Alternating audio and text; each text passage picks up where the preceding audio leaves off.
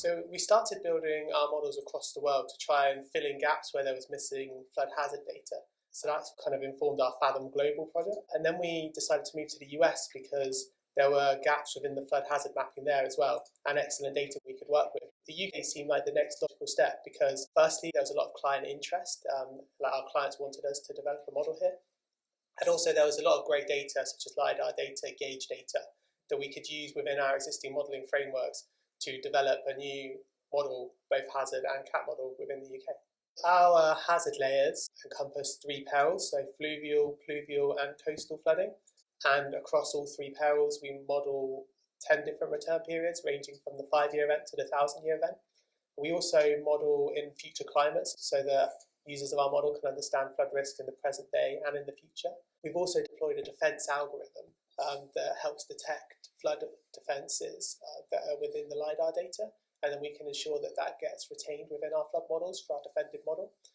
So not only do we take our defence data directly from, say, the Environment Agency and NRW, but we also detect defences that may not be in their data sets as well, or different features within the terrain that could act like flood defences. The hazard data is available directly from Fathom, and our OASIS-based cat model will be available from our partners NASDAQ, Exceedance, and a few selected other model vendors as well.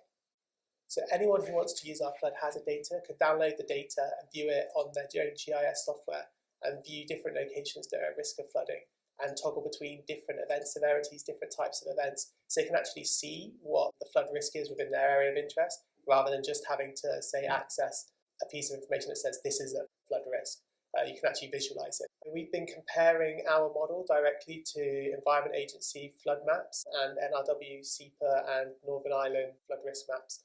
And we'll be publishing the performance of our UK model in an academic paper later this year. And we've been finding that our model's been matching up really nicely against existing EAEA flood hazard data.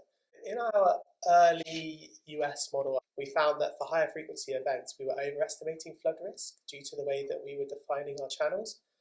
Since then, we've developed a dynamic channel solver. Again, this is in a paper that's going to be published later this year.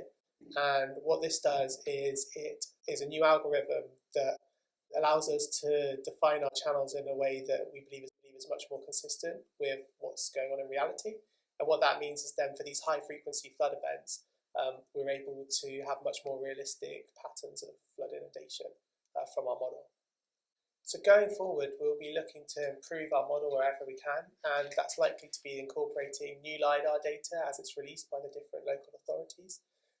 We're also going to add coastal modelling to our cat model. So at the moment, we've got pluvial modelling and fluvial modelling within our cat model, but we're going to add coastal modelling to that as well, so that we'll have a fully consistent cat model across all 3 flood perils.